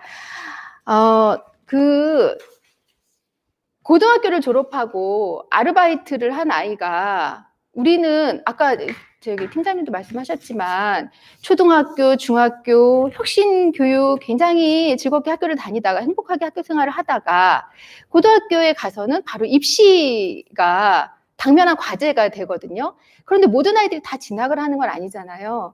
고등학교를 졸업을 하고 아르바이트를 하는 걔는 정말 열심히 즐겁게 청소년기를 보내고 아르바이트를 하는데 문득 불현듯 내 인생이, 내 삶이 변화되지 않을 것 같다. 변화할 수 없을 것 같다라는 그런 좌절감, 이런 것들을 토로했을 때 우리 사회는 그런 아이들한테 무엇을 해줘야 할까요? 그런 질문을 하게 됩니다. 청소년들은 교육을 통해서 삶의 지혜를 얻고 자신의 능력을 개발하고 행복감을 느끼면서 살아갈 권리가 있습니다. 마을 교육 공동체는 이런 교육의 불평등이라든가 아이들이 진로와 정말 그 꿈과 끼를 마음껏 발산하고 꿈을 이루기 위해서 그런 것들이 마련이 되도록 저희가 교육의 근본적인 문제를 완화하고 교육의 가치를 구축하기 위해서 함께 노력해야 한다고 생각합니다. 마치겠습니다. 예, 예, 고생 많으셨습니다. 지금 제 비대면 상황에서의 어떤 실제적인 모습들과 그다음에 꿈의 학교를 운영하면서의 또 운영에 있어서 실제적인 겪은 부분들 말씀하셨고 전반적으로 예, 발제 공부에 대해서 실제적으로 일어나고 있는 현상들을 설명해 주셨습니다. 지금 이제 발제에 우리 전문가님의 발제에 맞춰서 학교 이제 관계자를 대표해서 교장 선생님께서 말씀하셨고 마을 활동가를 대표해서 사무국장님 말씀하셨습니다. 마지막으로 이제 정책 관계자 입장에서 제가 이제 발표하도록 하겠습니다. 저도 이제 발제 원고를 쓰긴 했는데 일단은 발제문에 대해서 토론 원고를 작성하면서 아직까지 설익은 개인적인 생각임을 말씀을 드리고요. 나름대로 성찰이라고 했지만 뼈저리게 자아 성찰했다는 측면도 있다고 생각합니다. 그래서 그런 측면에서 좀 이렇게 봐주시면 좋겠습니다. 자, 그러면 시작하도록 하겠습니다. 이제 시작해서 넘겨주세요. 이제 혁신교육 10년, 마을교육 공동체 5년이 지나간 것 같습니다. 이 두 물줄기가 지금 이제 운동에서 출발해서 정책화된 공통점을 가지고 있는데, 그런데 그 정책과, 그 다음에 운동성 속에서 아슬아슬하게 줄다리를 하고 있다라는 생각이 듭니다. 혁신교육 10년은 지금 성찰하고 있는데 그런 관점에서 마을교육 공동체도 성찰이 요구되는 시점이라고 생각합니다. 그런 관점에서 김태전 전문가님의 어떤 마을교육 공동체 지속 발전에 대한 고민들, 그걸 보면서 나가야 될 방향을 제대로 잡아주셔서 참 감사한 말씀을 드립니다. 근데 코로나19로 인해서 지금 보면 학교뿐만 아니라 마을 교육 공동체의 문도 지금 닫힌 상태이고 과연 무엇을 할 수 있을지 되게 자괴감이 드는 상황인 것 같습니다. 한 아이를 키우기 위해서 온 마을의 노력이 필요하다고 했던 마을 교육 공동체가 온 마을이 함께 멈춰버린 거죠. 이제 한 아이조차 돌보지 못하는 지경입니다.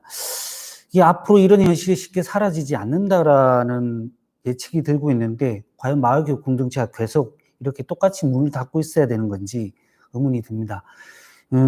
학생이 대규모로 모이는 학교가 어렵다면 작은 마을에서는 가능하지 않을까 이런 생각을 해봅니다. 그래서 작은 마을에서 갈수록 지금 비대면 상황, 온라인 상황에서 벌어지고 있는 학습 격차, 그다음에 학습 복지 이런 부분들을 마을 교육 공동체가 할 수만 있다면 그 격차를 메울 수만 있다라면 좋은 대안이 되지 않을까 이런 생각이 됩니다. 예, 넘겨주시기 바랍니다. 현재 그래서 이제 코로나19로 명확해진 것은 우리 마을 교육 공동체의 문제와 한계점이지 않을까 생각이 됩니다. 우리가 나름대로 성과가 있었지만 사실 공모사업 중심의 마을학교 형태가 갖고 있는 단기성에 대한 문제점들, 그 다음에 공동체성에 과연 기여하고 있는가. 물론 다 많은 부분 기여하고 있지만 기여하지 못하고 있는 부분들에 대한 물음들. 그 다음에 민간학이 같이 가자고 해놓고는 과연 같이 가고 있는가. 이런 의문들. 그 다음에 학교의 부담을 덜어주기 위해서 했는데 어느 순간 학교와 괴리가 되고 있는 부분들. 그다음에 마을의 교육력을 지속적으로 노력을 통해서 계속 올려야 되는데 과연 그게 되고 있는가에 대한 문제점들, 이런 부분들이 지금 드러나고 있는 상황이라는 생각이 듭니다. 자, 넘겨주시기 바랍니다.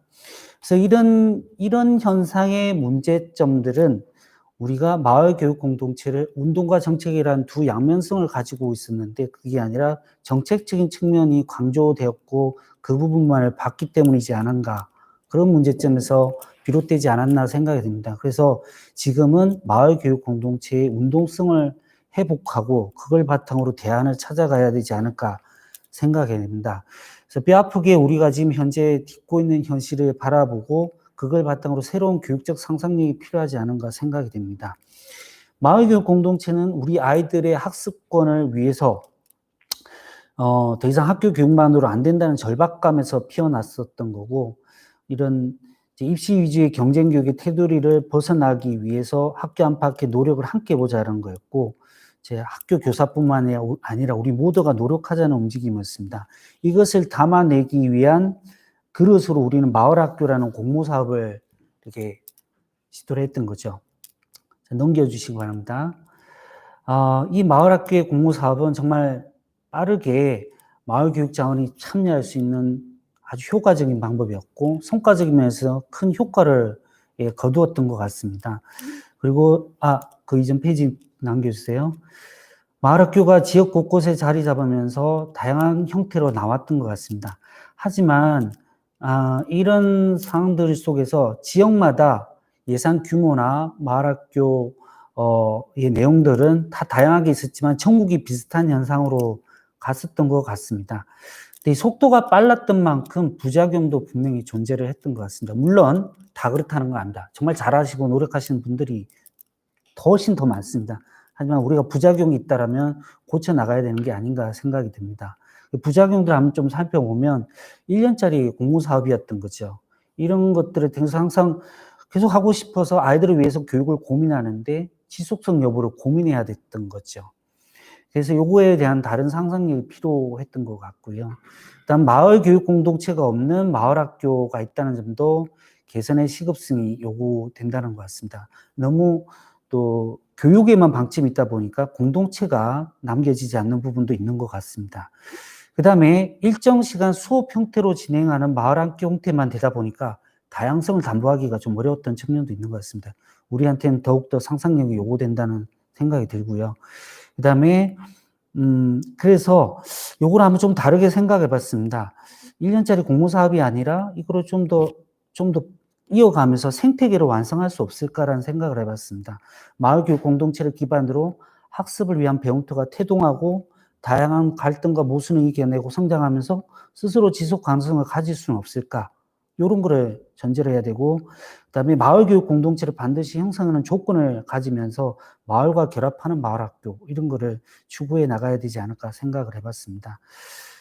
그리고 마지막으로 꼭 마을학교 형태가 아니라도 좀 다양한 경험을 높일 수 있는 다양한 상상력을 허용하는 그런 활동 형태가 나와야 되지 않을까. 그래서 마을의 활동가들이 교육적인 상상력을 펼칠 수 있는 아이디어 워크숍과 이루어지는 형태들, 연수 워크숍이 결합된 정책의 형태가 필요하지 않을까 고민을 해봤습니다. 그래서 다음 페이지 넘겨주시면 마을 교육 공동체 활성화 프로젝트라는 상상을 해봤습니다. 이건 아직 구체화된 건 아니고 저희 머릿속에서 있는 겁니다. 그래서 이제 마을학교라는 형태로 먼저 세팅을 하고 출발하는 것이 아니라 마을교육 공동체를 활성화를 하고 싶은 활동가를 모집을 해서 그분들을 먼저 기획 워크숍을 통해서 자기 마을에서 마을교육 공동체를 활성화할 수 있는 아이디어를 생성하고 그 아이디어를 가지고 다시 지역에 들어가서 함께할 공동체를 만든 다음에 그 규모와 내용을 바탕으로 예산 규모를 정하고 그걸 가지고 진행을 하고 중간중간에 모니터링과 지원을 통해서 하고요. 마지막에 성과 나눔을 하는데 이거는 이제 계속 그 활동의 내용을 성장시키고 이어가고 싶다라면 그걸 평가해서 이어갈 수 있도록 해주되 3년차에서 5년차 정도가 된다라면 이분들은 스스로 졸업할 수 있게끔 사회적 협동조합이나 비영리 법인 형태로 발전시키는 의무를 가지면서 스스로 졸업할 수 있도록 하는 게 맞지 않을까 이런 상상을 해보고 있는데 이런 상상들이 과연 될지는 잘 모르겠습니다. 어쨌든 상상은 자유니까요. 예, 다음 페이지 넘겨주시기 바랍니다. 이런 상상의 제안을 좀 드리고요. 그 다음에 이제 마을의 교육력에 대한 부분인데요. 마을 교육 공동체를 바라보는 입장은 지자체와 교육청과 민간에서 다 다른 것 같아요. 그거를 일률적으로 어디가 맞다라는 생각을 해서는 안 된다는 생각이 듭니다. 경기도 교육청의 마을학교는 이렇게 정의를 내리고 있습니다. 초중고 학생과 동일연대 학교 밖 청소년의 학습권 실현을 위해서 마을교육 공동체가 함께 만들어가는 학사체 주도의 학습 플랫폼이라고 이렇게 설정을 하고 있습니다. 그래서 이걸 통해서 저희는 이제 추구하고자 했던 것은 학생이 중심이 되는 학생 주도성을 강조하는 교육이었습니다. 이것을 했던 이유는 저희의 경험에 의하면 학습의 자발성은 주도성이 바탕이 되어야 활성화되고 그 주도성을 위해서는 배움의 자기 결정권이나 선택권이나 기획권이 보장이 될 때 됐었습니다. 그거를 마을학교 운영에 녹아내리려고 했었던 거죠. 꿈의 학교나 꿈의 대학이나 몽실학교 다 마찬가지였던 것 같습니다. 그렇게 통해서 학습력을 이제 자발성을 바탕으로 둔 학습력을 가져왔던 것 같습니다. 이런 부분에 대해서는 좀 타시도와 좀 다르게 갔던 것 같습니다. 근데 이제 마을학교, 마을교육이 발전하기 위해서는 우리가 대부분 이제 체험학습에 재능을 나누는 체험학습 중심의 경우가 좀 많은데 한 단계 높아져야 되는 부분이라고 생각하고 그 높아되는 지점이 학생 중심, 학생 주도 교육 철학을 교육 내용에 녹아내리는 부분이라는 생각됩니다. 그런 부분들이 우리가 지금 계속 이야기하는 미래 교육과 맞닿은 지점이라고 생각됩니다. 예, 넘겨주시기 바랍니다. 그래서 우리가 마을의 교육력을 높이기 위해서는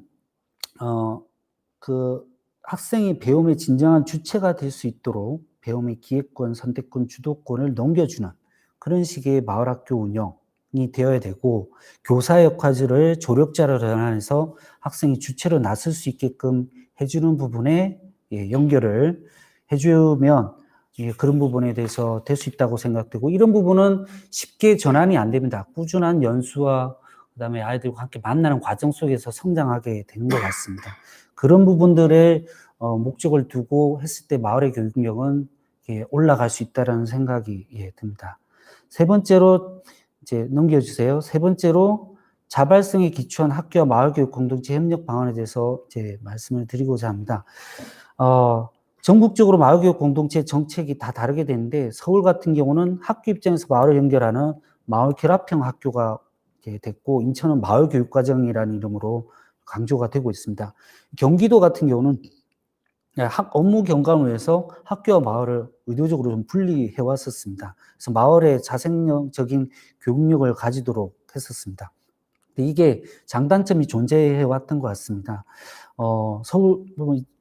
서울이나 인천 같은 경우는 마을의 결합력은 높일 수가 있었는데 좀 의도성이 강조되다 보니까 좀 자발성이 떨어지는 부분이 있었다고 봐지고요. 물론 장점도 많습니다.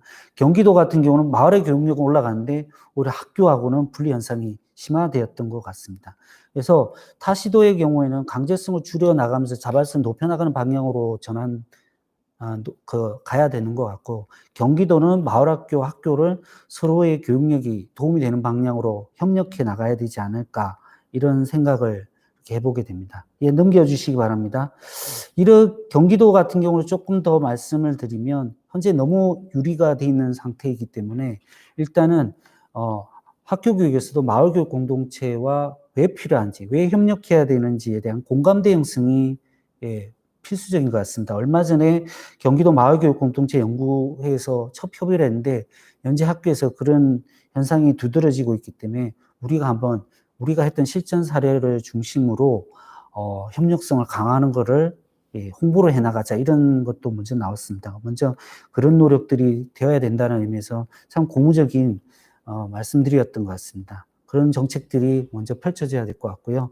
그 다음에 이제 학교 교육과 마을 학교의 교육력이 어느 정도 올라갔기 때문에 이걸 어떻게 협력해서 자유학기제를 비롯한 다양한 학생 중심의 체험학습 또 주도학습을 할 수 있을까를 모색을 해내는 시기가 다가오는 것 같습니다. 그 외에도 이제 학습 플랫폼을 갖춘 소단위 마을 학교, 몽실학교는 거점형인데 이 소단위 조그만 학교들을 초중고 사이에 넣어서 그 학교, 마을 학교 간의 협력을 강화하는 방안들을 좀 모색하는 것도 하나의 아이디어가 될 수 있지 않을까 생각됩니다.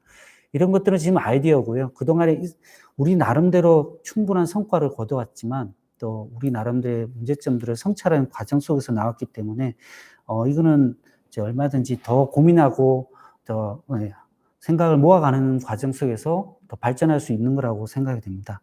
더 좋은 아이디어 있으면 말씀해 주시면 감사할 것 같습니다. 마지막으로 이제 이 코로나19가 우리 모두의 학습 생태계를 다 손둘째 흔들어 놓고 있고 쉽게 사라지지 않을 거라는 불길한 예감이 들고 있는데요. 더 심각한 것은 아이들의 학습권이 보장되지도 않고 학습 복지가 구현되지 않고 있고 재력이 없는 부모가 없는 학생들은, 재력이 있는 부모가 없는 학생들은 그냥 방치되고 있는 상황입니다. 이 상황에서 뭐라도 우리는 뭐 해야 된다는 생각됩니다. 마을교육 공동체는 학교보다 훨씬 자유롭기 때문에 보다 좀 적은 인원으로 학습 복지를 실현해 나갈 수 있다라고 생각됩니다. 마을교육 공동체가 노력한다라면 학생들 학습 격차는 최대한 줄일 수 있다고 생각됩니다. 똑같이 갇혀 있으면 아무것도 할 수 없습니다. 좀 더 상상하고 좀 더 노력한다면 그 길을 찾을 수 있을 거라는 생각을 가져봅니다. 이상 제 발표를 마치겠습니다. 감사합니다. 자, 그러면 이제 토론과 발제가 끝났는데요. 우리가 예정 시간보다 훨씬 넘겨갔습니다. 그 부분에 대해서는 죄송한 말씀을 드리고요. 중간에 이제 이제 여기 부분 우리 토론과 발제에 대한 질문을 좀 실시간 채팅방에 올려 주십사 부탁 말씀을 드리는데 아직 지금 질문이 안 올라오고 있습니다. 일단은 지금 이제 그러면 질문이 올라올 때까지 일단은 발제자께서 지금 토론에 대한 내용을 먼저 말씀을 좀 해주시고 또 질문이 올라온 걸 또 답을 하고 또 그게 없다라면 또 토론자들께서 좀 더 상호 토론하는 시간을 좀 가진 다음에 정리하도록 하겠습니다. 단장님. 네, 세 분이 대체적으로 제 발표에 대해서 흔쾌히 동의해 주시면서 보완을 해주셔서 저도 많이 좀 도움을 얻었고요. 특히 마지막에 우리 서호철 장학관께서 상상력이라는 얘기를 좀 많이 하셨는데 좀 얘기를 좀 요구 얘기를 덧대서 좀 말씀해 보겠습니다. 1968년도에 프랑스에서 이른바 68혁명이라는 게 시작됐고 그게 영국, 미국, 독일까지 확대가 됩니다. 국내에서 그것을 이제 번역을 할 때 상상력의 권력을 이렇게 구호가 외쳤다 하는데 또 어떤 분은 권력에게 상상력을 이렇게 얘기했다라고 합니다. 뭐가 맞는지 모르겠습니다. 둘 다 맞는 것 같습니다. 왜 제가 이 말씀을 드리냐면 하나의 아이디어나 제안이 현실화되려면은 제도적 어떤 권위, 권한 혹은 권력이 필요할 겁니다. 근데 문제는 권력을 갖는 그래서 그 제도적 제안이 그 하나의 제안이 권력 안 혹은 제도 안으로 된다 하더라도 그것이 제도 시스템 안에서 갇히는 순간 더 나가지 못하는 거죠. 그런 측면 우리에게 더 상상력이 필요하다는 것은 유연함을 요구하는 건데 유연함이 지속되려고 한다면 저는 끊임없이 민과 관과 학이 소통하고 협력하는 것이 가장 중요한 것 같습니다. 그걸 이제 마을연계 교육과정의 방점을 찍던 학교 교육과정의 재구성이겠죠. 혹은 마을에서 청소년 자치활동이나 배움이 일어나는 마을학교가 되었던 그 중심에서는 협력과 소통의 네트워크 그리고 협치라고 불리는 이 거버넌스의 원리가 작동되는 게 매우 중요한 것 같습니다. 그런 측면에서 세 분 모두 그 부분을 강조하셨고요. 저는 이제 약간 놓친 부분인데 우리 박 교장님께서는 교사 집단의 역량 강화를 아마 이제 아무래도 교장 선생님이시고 직접 선생님도 많이 생활하시다 보니까 강조하는데 이게 사실 매우 중요합니다. 근데 좀 어려운 거는 아까 제가 교직의 특유의 불간섭주의라고 얘기를 했는데 사실 교육 전문가라는 생각들이 강하신 것 같습니다. 내가 이 분야에 내 나름대로는 어쨌든 최고 교사가 갖고 있는 전문성 이런 부분이 있다 보니까 이런 제안이 좀 돼도 쉽지는 않습니다만 저는 거꾸로 말하면 교육과정 편성 자율성을 확대되면 확대될수록 아마 선생님들은 마을에 더 많은 관심을 갖지 않을까라는 판단이 듭니다. 초중등 교육법 23조 2항에 있는 것처럼 우리는 어차피 지역사회와 함께 교육과정을 편성 운영해야 합니다. 그런 측면에서 저는 국가교육과정의 대강화가 좀 공론화될 필요가 있고요. 교육과정 재구성 문제도 특히 될 필요가 있습니다. 하나만 덧대서 말씀드리면 사실 혁신학교가 됐던 대안학교가 됐던 혁신교육교가 되었던 교수학습 방문에서는 경험주의 경험 중심 교육 과정이 강조되는 경향이 없지 않습니다.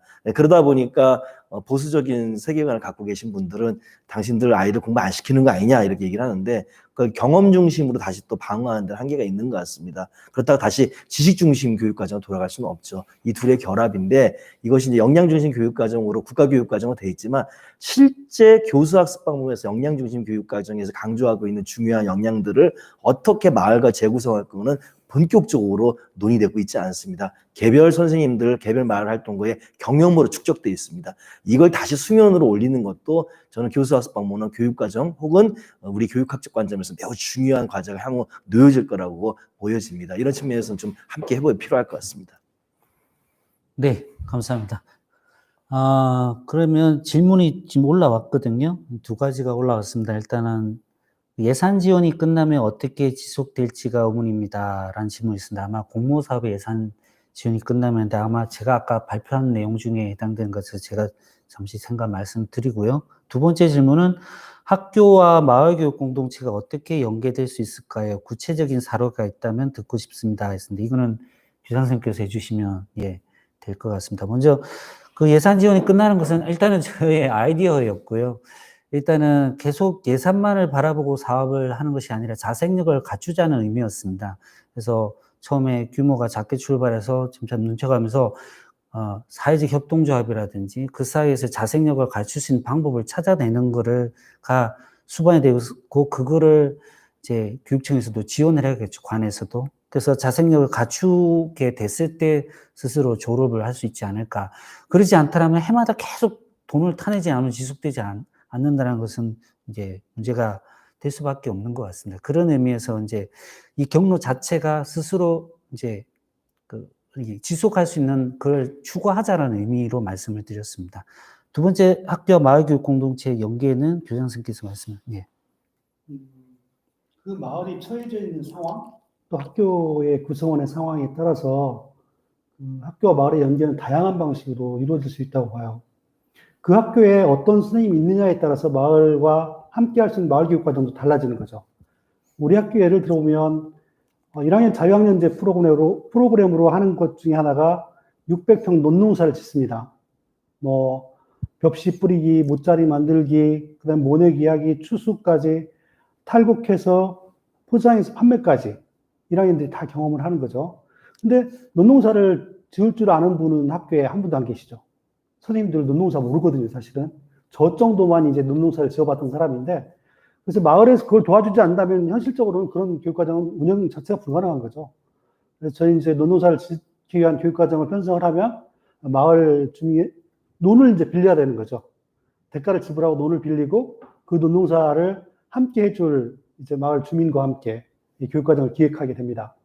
그것뿐만이 아니라 이번에 이제 우리 학교 같은 경우에 또 공간을 리모델링하는 사업이 있었어요. 학생 카페를 만드는 사업이었는데 그 카페를 아이들은 스스로 한번 설계하고 디자인하고 싶다라는 거죠. 근데 학교에는 설계나 디자인을 가르칠 수 있는 선생님이 안 계세요.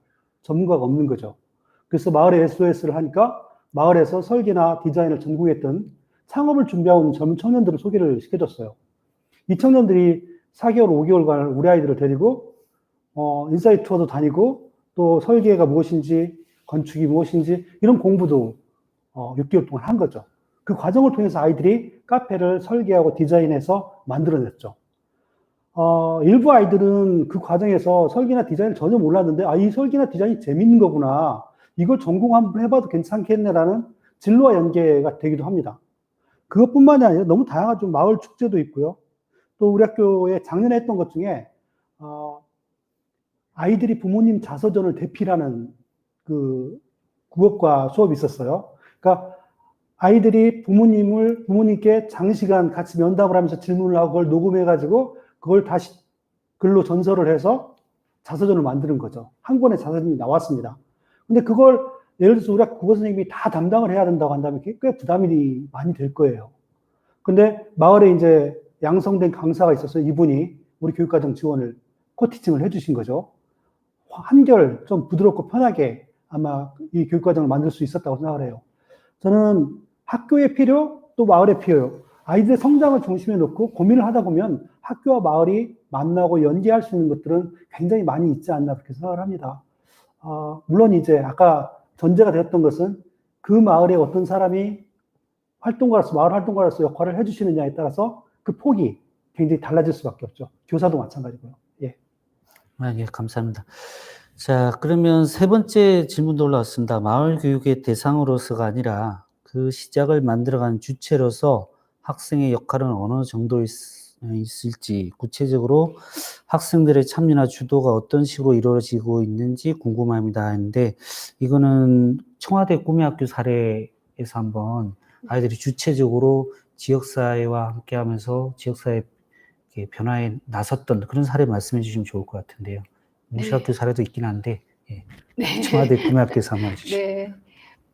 저희는 처음에 청와대 꿈의 학교 할 때는 아이들이 이제 오고 싶어서 오는 아이도 있었지만 엄마가 아름아름 이렇게 해서 오는 아이도 있었거든요. 이렇게 좀 섞여서 오긴 했는데, 근데 그게 이제 1년, 2년 이렇게 지나다 보니까 그 학생들 사이에서도 야, 그거 청와대 꿈의 학교 되게 좋대. 이렇게 아이들끼리 또 얘기를 하고, 그리고 동생이 5학년부터 중3까지거든요.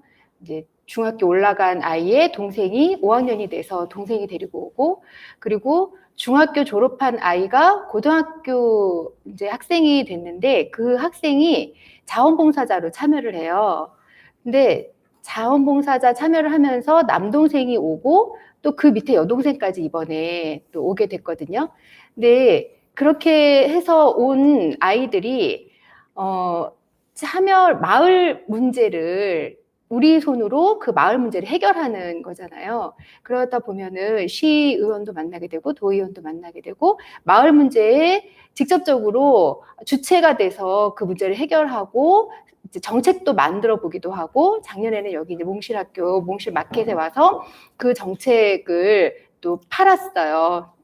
돈을 주고 판 건 아니지만 그런 데도 참여를 하게 되고, 그리고 시장님하고 또 간담회를 한다거나 하면서 실제로 정책이 반영이 되면서 변화하는 거예요, 마을이. 예를 들어서 무슨 사거리 거기에 뭐 이런 그 쓰레기통이 있었으면 좋겠어요. 이런 게 만들어졌으면 좋겠어요. 이런 사소한 것까지도 얘기를 하면 그게 시에 반영이 돼서 변화가 되고 있고, 그걸 아이들 스스로가 느끼면서 굉장히 보람을 느끼게 되더라고요. 네. 그러면서 성장하는 걸 많이 보고요. 네. 네. 네. 그 본 사람은 그 맛을. 네. 구체적으로는 네. 네. 아이들이 우리 마을에 대해서, 우리 마을에 여러 가지 문제점도 있고 또 좋은 점도 있을 텐데 그런 것들에 대해서 관심을 갖게 하는 것부터가 시작인 네. 것 같아요. 네. 네. 네. 그런 자기 삶의 주변에 자기 삶과 연결된 문제를 풀어가는 과정 속에서 예, 변화하고 성장하는 것 같습니다. 자기밖에 모르는 아이들이요. 그 변화와 성장을 오랜 기간 지켜보면서 아, 정말 중요하고 정말 필요하구나, 그런 걸 네. 느끼고 있죠. 네. 지속성이 정말 중요한 것 같습니다. 네, 맞습니다. 그래서 마을교육 공동체가 얼마나 중요한지를 아이들은 증명을 해주는 것 같습니다. 자, 또 더 질문이 올라오지가 않네요. 저희가 이제 4시 반까지 이렇게 하기로 했었는데요. 저는 마을과 학교의 연계 네. 그 부분을 조금 말씀드려도 네네, 괜찮을까요? 네, 말씀해 주시죠. 네. 예, 그 아까도 잠깐 얘기했지만 전래놀이 같은 경우에는 마을에서 마을 교육 공동체로 하다가 학교에 이제 그 저희 광명시 초등학교 전체의 교과 과정으로 들어가게 됐거든요.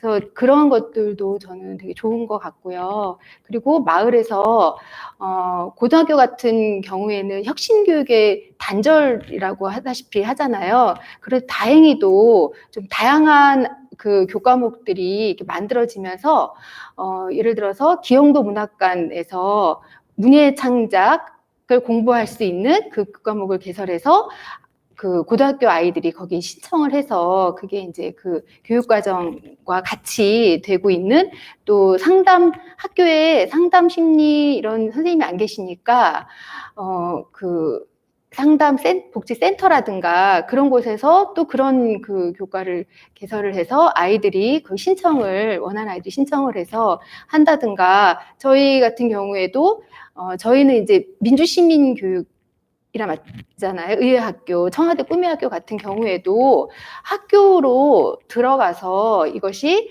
학교와 마을이 연계하고 협력해서 정말 사실은 저희 학교에 오는 아이들은 그런 여건이 돼서 오는 아이들이잖아요. 그런데 여건이 되지 않는 아이들이 학교에 있고 그 아이들한테 이런 교육이 정말 필요할 것 같은데 자존감도 형성이 되죠. 발표력이라든가 자기의 그런 성장이 굉장히 많은 성장을 가져다 주는 이 좋은 프로그램을 원하는 아이들, 여건이 되는 아이들뿐만이 아니라 그렇지 못한 많은 그 아이들이 이런 수업에 참여할 수 있게 하려면 학교의 절대적인 협력이 필요할 것 같고요. 그게 그 교과에 편성이 된다든가 하는 구체적인 방법들로 좀 갔으면 하는 그런 바람이 있습니다. 네. 네. 그것은 이제 학교와 마을교육 공동체가 일단 만나서 같이 고민하고 우리 아이들의 중심에 두고 어떻게 그 학습의 장을 더 넓혀나가고 사고의 깊이를 더 깊게 해줄 것인가를 고민하다 보면 분명히 방법이 나올 거라고 생각됩니다. 자, 그러면 이제 마무리를 해야 될 것 같습니다. 이렇게 돌아가면서 한마디씩 하시고, 그렇게 마무리하도록 하겠습니다. 먼저, 교장선생님 말씀하시고, 국장님 말씀하시고, 팀장 말씀하시고, 제가 마무리하겠습니다. 여전히 이제 마을교육 공동체 5년은 저는 시작이라고 생각합니다. 어찌 보면 100년을 가야 될 일이기도 하고요. 운동이냐, 이게 행정이냐를 넘어서서 우리 삶을 바꾸는, 활동이 될 것 같은데요. 저는 처음부터 차분히 좀 갔으면 좋겠어요. 결과에 너무 연연하지 말고 기초도를 잘 놓는 심정으로 처음부터 출발을 했으면 좋겠고요. 지금 5년은 그런 시기였다고 봐요. 좌충우돌하면서도 뭔가 방향을 찾아가는 시기였다고 본다면 앞으로의 5년은 어떻게 갈 건지가 굉장히 중요하지 않을까 생각을 합니다. 저는 아까 그런 의미에서의 마을 활동가든 교사든 실천한 사례를 공유하고 확산할 수 있는 네트워크가 정말 절실하지 않는가라는 생각을 가지고 있고요. 그게 교육청의 입장에서도 저는 물론 이제 마을 교육 공동체에 대한 부담을 학교에 많이 주는 것은 학교도 원하지 않습니다. 하지만 그냥 방치되는 듯한 인상을 받는 것도 저는 문제라고 생각을 합니다. 알아서 잘 하겠지가 아니라 하고 싶어 하는 사람에게 조금은 더 자극이 될 수 있고 도움이 될 수 있는 것들을 저는 교육청이 계속 지원을 해줘야 된다. 자율적인 분위기는 조성을 해주되 지원 환경을 끊어서는 안 된다. 체계적 지원이 이루어져야 된다고 생각을 하고 있고요. 그런 면에서 앞으로 5년은 교육청의 역할 또한 또 지방자치단체 역할 또한 작지 않다고 생각을 합니다. 그것들이 쌓여가면서 5년, 10년 지나가면서 마을 교육 공동체가 차분하게 자리를 잡을 거라고 생각을 하기 때문에 저는 앞으로가 더 기대가 됩니다. 이상입니다. 개인주의나 이기주의나 또 코로나19로 인해서 대면 사람들과 만나고 거리 만나면서 이런 것들도 굉장히 꺼려지게 되고 거리두기를 자꾸 하고 있는데 이럴 때일수록 저는 이런 공동체가 굉장히 중요하다고 생각을 하고 그런데 이렇게 그 거리두기를 해야 하는 이 시기에 마을 교육 공동체에서 어떤 방향으로 이 아이들을 위해서 공동체 교육을 또 만들어 갈 수 있을지 마을과 학교와 또 지자체 이런 여러 그 단체들과 사람들이 만나서 또 다양한 방법으로 여러 가지 형태로 만나서 머리를 맞대고 정말 아이들을 위한 그런 좋은 방안들을 많이 만들어내야 하는 아주 중요한 시기라고 생각을 합니다. 네. 미래교육 혹은 미래교육 체제를 얘기하면서 교사학습 방법에서 블렌드 러닝이나 크로스오버를 얘기를 하는데요. 크로스오버의 핵심은 학교 교육만이 아니라 학교 밖에서의 배움이 서로 통합되면서 아이들의 전인적 발달과 성장을 돕는 것을 이야기하고 있습니다. 제도적 교육과 비제도적 교육이 넘나들 필요가 있는 거고요. 포멀 에듀케이션과 non-포멀 에듀케이션이 비형식 교육이 넘나들 필요가 있습니다. 그런 측면에서 마을 학교라든지 마을 연계 교육 과정은 이런 넘나듦의 교차로가 되고 있습니다.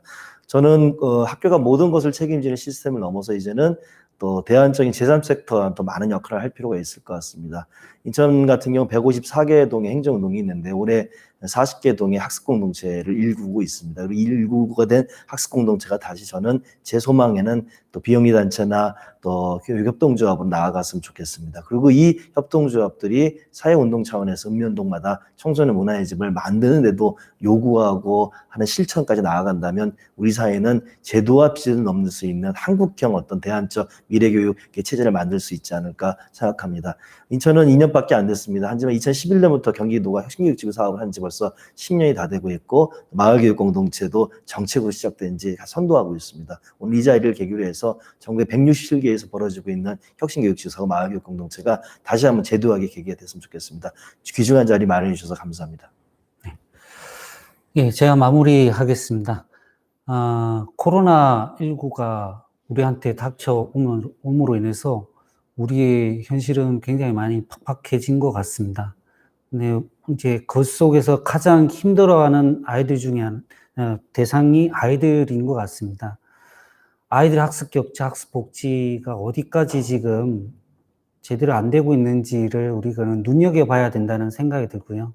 그거에 훌륭한 대안이 마을교육 공동체가 될 수 있는데 똑같이 멈추고 있다는 이 현실은 분명히 우리가 짚어보고 바꿔나가야 되는 것이 아닌가 생각이 됩니다.